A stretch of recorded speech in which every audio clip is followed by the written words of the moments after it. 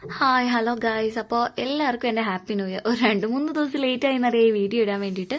എന്നാലും എനിക്ക് ഈ വീഡിയോ ഇടണം എന്നൊരാഗ്രഹം കൊണ്ട് ചെയ്യുന്നതാണ് കേട്ടോ ഈ വീഡിയോ. കാരണം വേറൊന്നുമല്ല, എനിക്ക് അത്രയും സ്പെഷ്യൽ ആയിട്ടുള്ള, ഞാൻ അത്രയധികം ആഗ്രഹിച്ചൊരു ന്യൂ ഇയർ നൈറ്റാണ് കടന്നു പോകുന്നത്. വലിയ സംഭവ ബഹുലമായിട്ടുള്ള കാര്യങ്ങളൊന്നുമില്ല, എന്നാലും എനിക്ക് ഭയങ്കര ഇഷ്ടമാണ് ഇങ്ങനെ രാത്രി പുറത്ത് പോവുക, അഞ്ചൻ്റെ കൂടെ ഇങ്ങനെ വെറുതെ ബൈക്കിൽ കറങ്ങി നടക്കുക.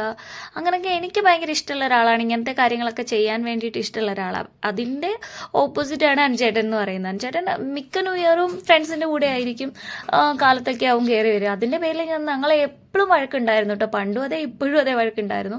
പക്ഷേ ലാസ്റ്റ് മിനിറ്റ് വരെ ഞാൻ ഫ്രണ്ട്സിൻ്റെ കൂടെ പോവുകയാണ് എന്ന് പറഞ്ഞിരുന്ന ആള് എന്നാൽ ശരി വേഗം റെഡി ആയിക്കോ നമുക്ക് പുറത്ത് പോകാം എന്ന് പറഞ്ഞപ്പോൾ ഞാൻ ശരിക്കും എനിക്ക് പിന്നെ എന്നാക്കി. അപ്പോഴത്തേക്ക് ഇല്ലടി കൊണ്ടുപോകാൻ, നീ റെഡി ആയി വാന്ന് പറഞ്ഞു.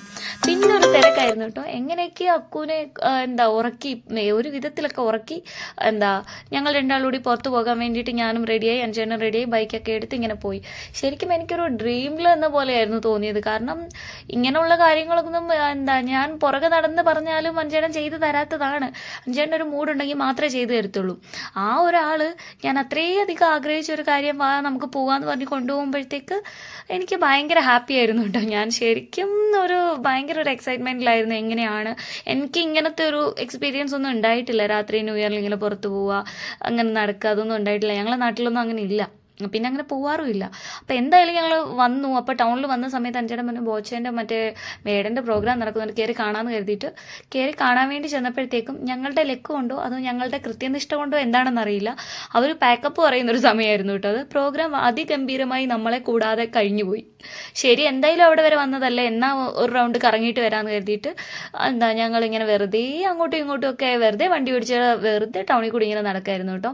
ആ ഒരു ടൈമിൽ ന്യൂ ഇയർ വിഷ് ചെയ്യാൻ വേണ്ടിയിട്ട് ഞങ്ങൾക്കും കുറേ കോൾസ് വരുന്നുണ്ട്, ഞങ്ങളും ആരെയൊക്കെയോ വിളിച്ച് വിഷ് ചെയ്യുന്നുണ്ട് കേട്ടോ. അങ്ങനെ ഭയങ്കര ഹാപ്പി ആയിട്ടുള്ള ഒരു ന്യൂ ഇയർ ആയിരുന്നു എനിക്കിത്.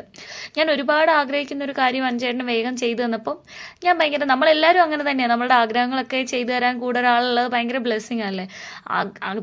അതുപോലെ തന്നെ ഞാനും ഭയങ്കര ബ്ലെസ്ഡ് ആയിട്ടുള്ള ഒരാളാണെന്ന് ചിലപ്പോഴൊക്കെ എനിക്ക് തോന്നും കേട്ടോ. ചിലപ്പോഴല്ല, എപ്പോഴും തോന്നും. കാരണം ഞാൻ എപ്പോഴെങ്കിലുമൊക്കെ പറഞ്ഞ കാര്യങ്ങളായിരിക്കും, അപ്പോൾ അഞ്ചേട്ടന് ചെയ്തു തരാൻ പറ്റിയില്ലെങ്കിലും ഏതെങ്കിലും ഞാൻ ഒട്ടും പ്രതീക്ഷിക്കാത്തൊരു നേരത്തെ പെട്ടെന്ന് വന്നിട്ട് എന്നെ സർപ്രൈസ് ചെയ്യിപ്പിച്ചുകൊണ്ട് അഞ്ചേട്ടൻ അത് ചെയ്തു തരാറുണ്ട്. നമ്മളെല്ലാവരും അങ്ങനെ തന്നെയാണല്ലോ. കാരണം നമ്മൾ കുഞ്ഞു കുഞ്ഞു ആഗ്രഹങ്ങളൊക്കെ നമ്മളുടെ പാർട്ട്നേഴ്സ് അല്ലെങ്കിൽ കൂടുതലുള്ളവർ നടത്തി തരുന്നത് നമുക്ക് വലിയ ഇഷ്ടമല്ലേ. എനിക്ക് ശരിയാ, ഞാൻ ഭയങ്കര ബ്ലെസ്ഡ് ആയിട്ടുള്ള ഒരാളാണ്. കാരണം അഞ്ചേൻ്റെ കൂടെ ഉള്ളതിലും അഞ്ചേൻ എന്നെ അറിഞ്ഞു നടക്കുന്നതിലും സ്നേഹിക്കുന്നതിലൊക്കെ എന്തായാലും ഹാപ്പി